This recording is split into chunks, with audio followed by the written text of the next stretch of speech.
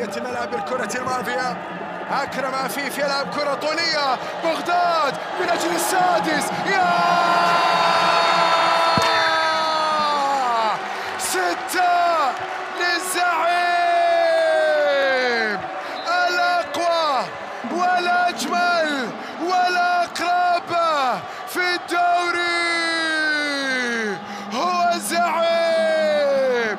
سداسية للسد، سداسية للزعيم، وعن طريق بغداد منجاح يضع بصمته، يضع بصمته كبيرة كبيرة على النادي الأهلي.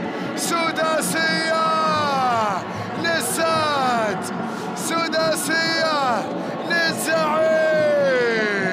شوف الكرة، شوف التمرير، وبعد ذلك بلمسة بهمسة وبخمسة وضع الكرة في شباك.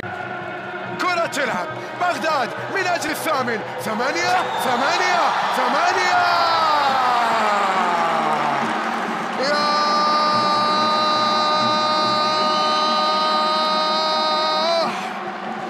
في ثامن العيد. 8 للزعيم في 8 شوال. 8 للزعيم. مين يوقف السد؟ مين يوقف الزعيم؟ مين يقدر على السد؟ مين يقدر على الزعيم؟ مين يقدر عليه؟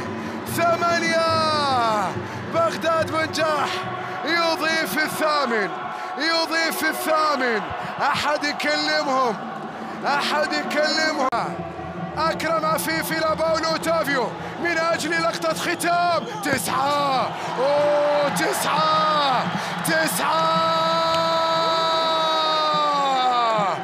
ما نسولف احنا وايد، لكن نسجل وايد. بلا بلا يا سد. 9